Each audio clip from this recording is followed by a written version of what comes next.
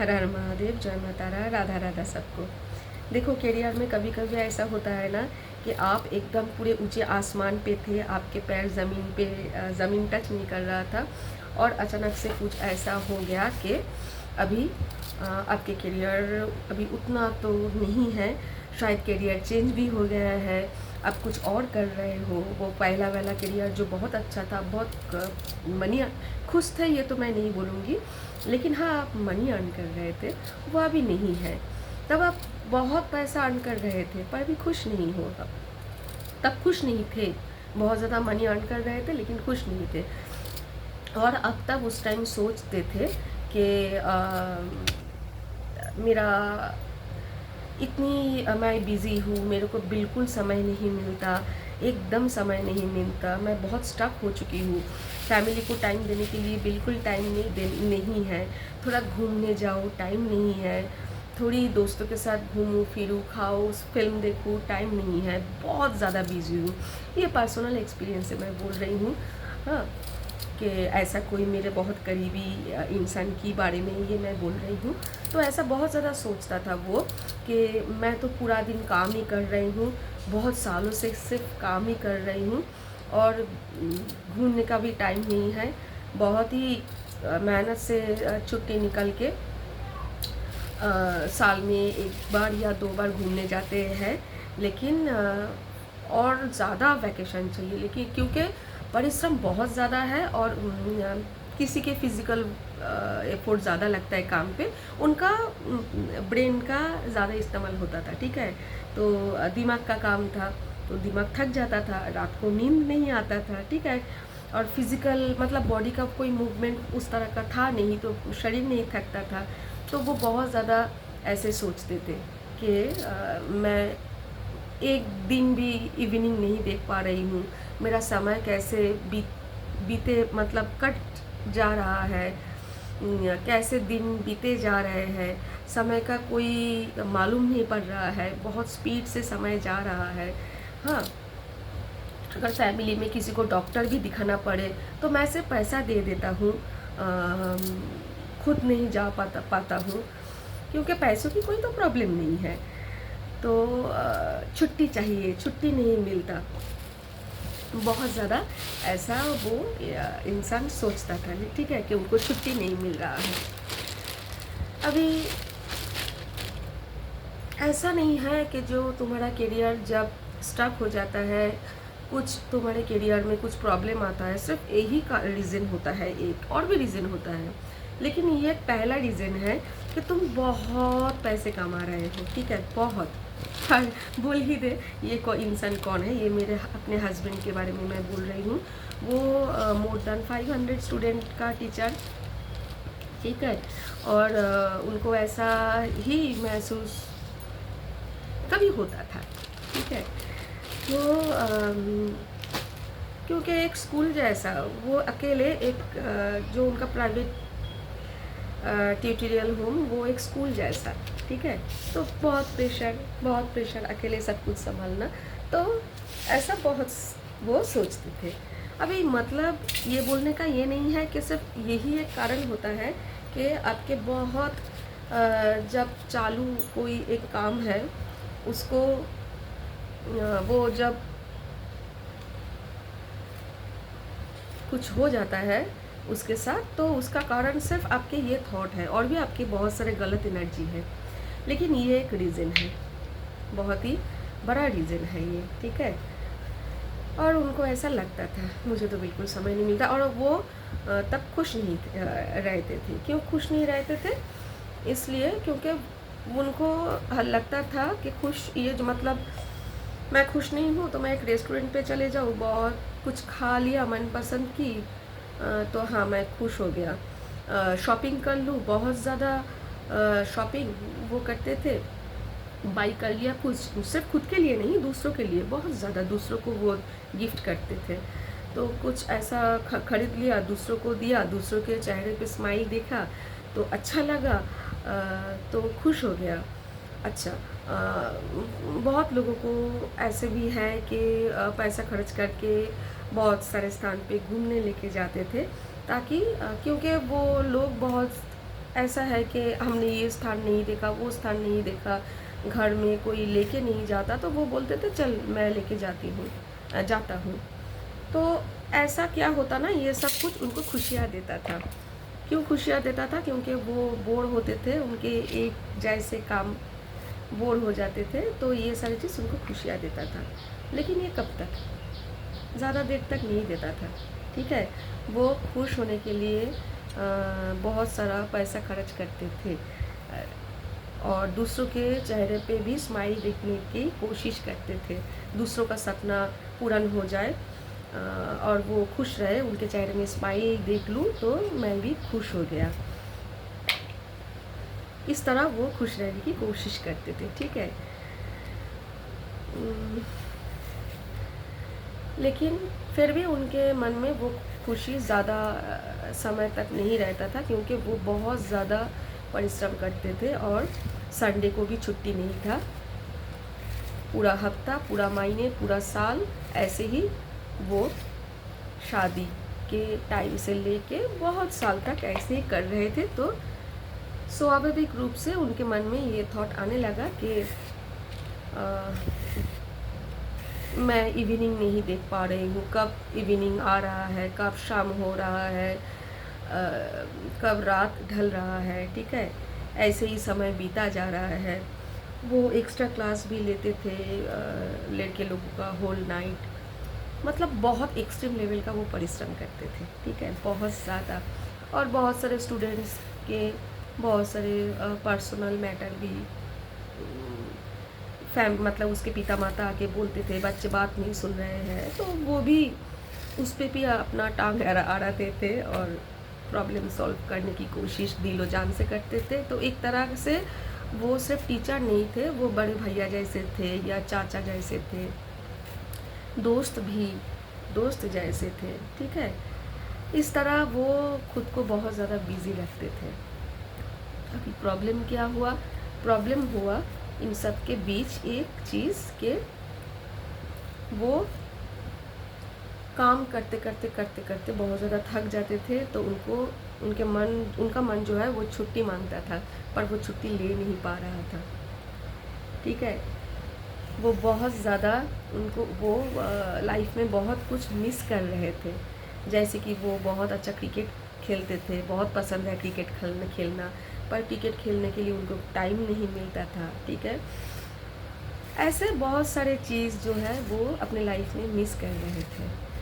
तो ये भी एक कारण है कि एक अच्छा खासा चल रहा है तुम्हारा काम, और वो काम को तुमने अचानक से तुम्हारे ही मन में कुछ दबे हुए इच्छा के कारण, कुछ सोच के कारण तुमने उसको नष्ट किया। ये एक कारण है, ये पूरा कारण नहीं है, ठीक है। ये एक कारण है। दूसरी कारण क्या होता है? दूसरी कारण ये होता है, जब आप बहुत ज़्यादा लाइफ में ग्रोथ करते हो ना, एकदम आसमान छू रहे हो, तो आपका ईगो भी बहुत बढ़ जाता है, ठीक है।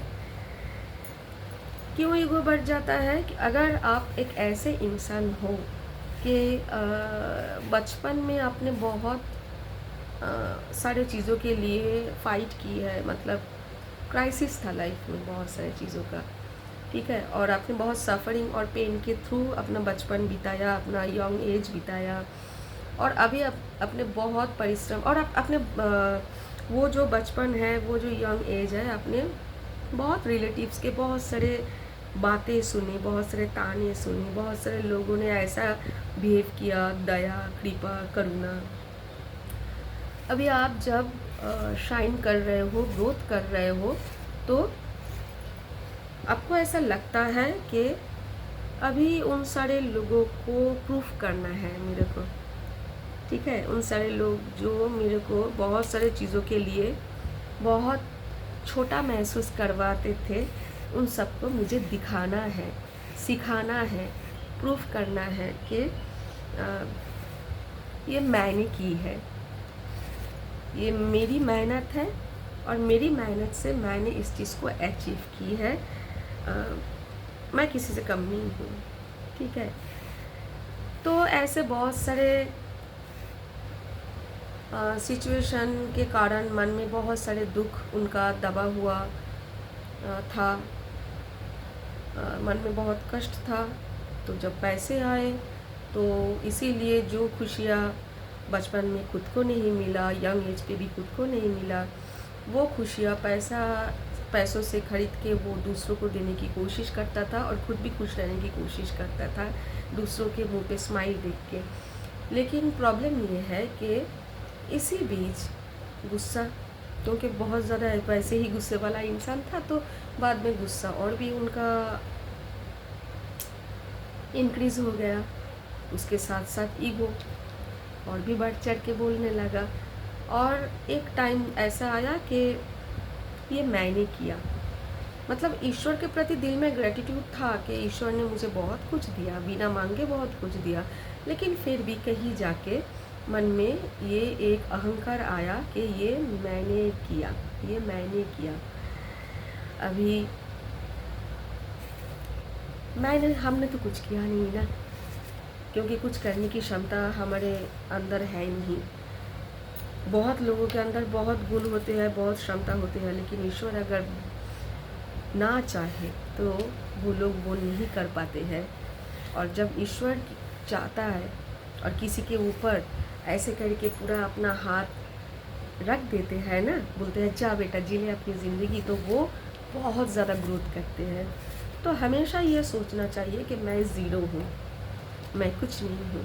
चाहे जितनी ग्रोथ आ जाए, जितनी आसमान छू लो, हमेशा पैर ज़मीन पे ही रखना चाहिए कि मैं ज़ीरो हूँ, मैं कुछ नहीं हूँ।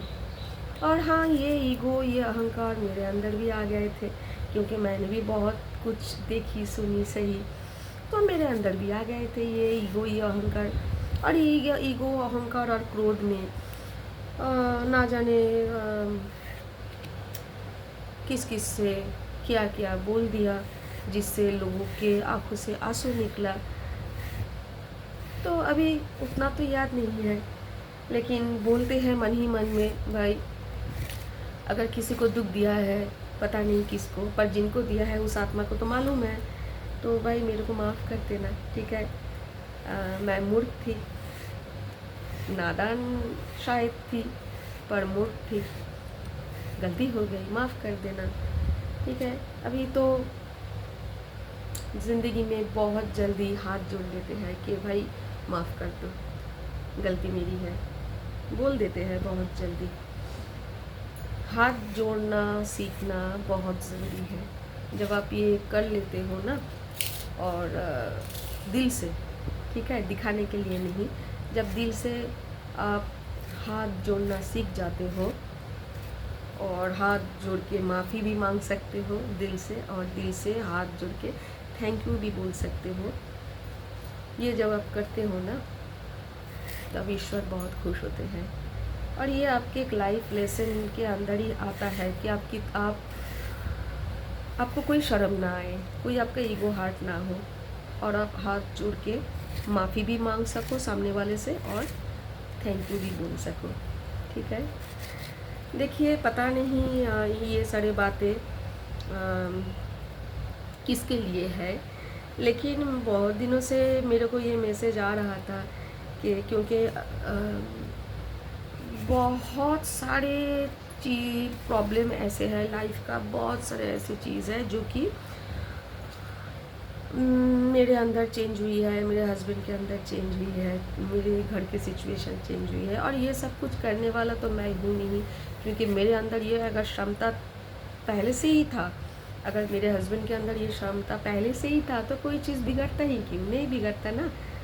तो ये क्षमता तो ठीक करने का क्षमता ना मेरे अंदर है, ना मेरे हस्बैंड के अंदर है। हाँ, लेकिन ईश्वर जो है, उन्होंने बहुत परिश्रम किया, गाइड एंजल ने बहुत परिश्रम किया, और बहुत परिश्रम करके उन्होंने मुझे चेंज किया, मेरे हस्बैंड को बहुत ज़्यादा चेंज किया, ठीक है। और अब मेरे घर के सिचुएशन, परिस्थिति को बहुत ज़्यादा चेंज किया। तो अभी हम बहुत खुश हैं, बहुत, ठीक है।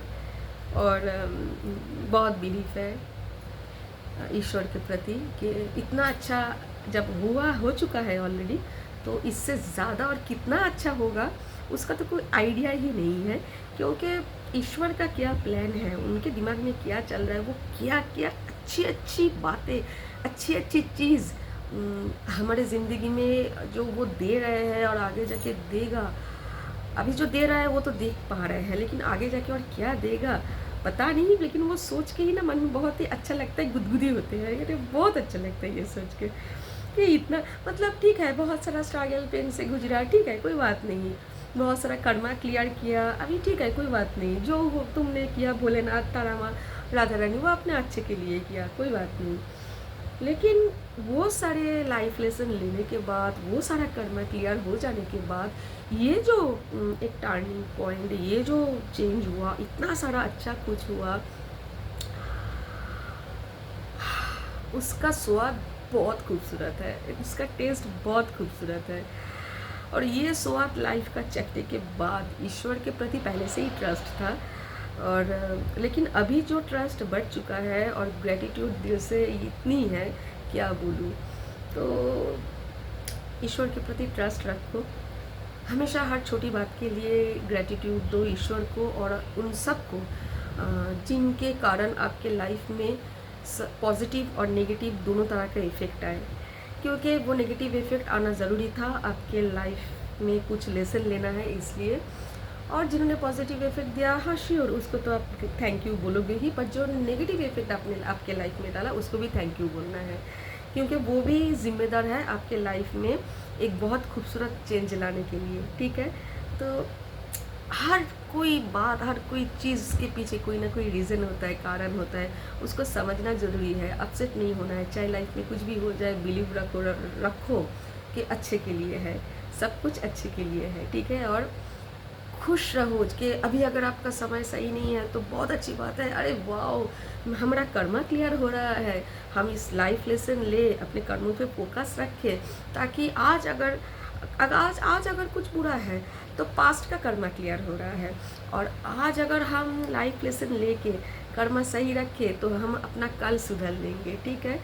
तो जय जगन्नाथ, हर हर महादेव, जय माता Radha Radha, love you all.